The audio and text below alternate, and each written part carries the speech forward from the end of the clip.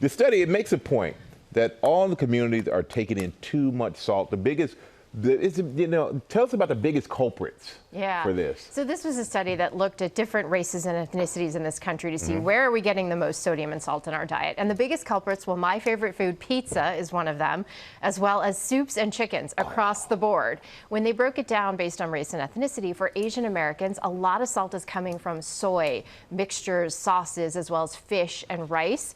For African Americans, it was chicken patties, nuggets, and tenders. For Caucasians, it was pizza, cold cuts, and cured meats. And then for Mexican Americans, a lot of it was burritos and tacos. So in general, Americans are eating about 3,400 milligrams a day, which is way more than we should be getting. The recommended limit is about 2,300 milligrams, and actually the American Heart Association says we should really strive for 1,500 milligrams. So to give you an idea of what that is, that's not a lot. It's about a little more than a half a teaspoon of salt. And so a lot of this is coming from what we're eating outside the house, not the salt shaker. About 70% is from those processed, packaged, or restaurant-bought foods.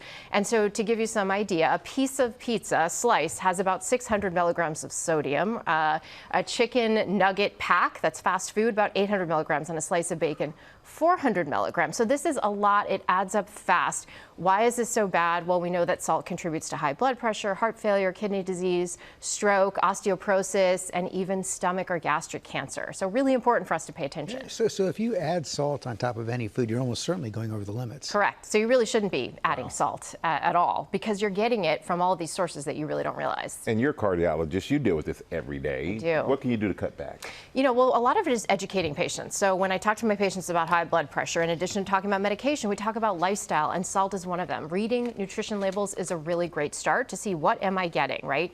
You also want to shop for foods that are maybe frozen or fresh, not those packaged and processed foods. If you buy canned beans or vegetables, rinse them off. That can actually eliminate about 40% of the sodium. When you cook, use things like citrus, vinegar, garlic, onions, or salt substitutes. One thing that a lot of patients don't know, or people, is potassium. So more potassium in your diet. Foods like spinach, cantaloupe, beans, bananas, that can actually lower blood pressure. And then the condiments that we talked about, like soy sauce, so ketchup, pickles, relish, salad dressings, that hides a lot of it. So you want to maybe get that on the side.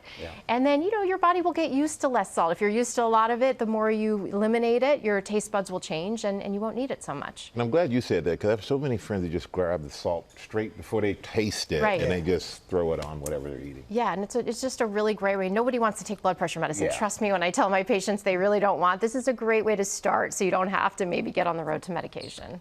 Thank you, Doc, as always.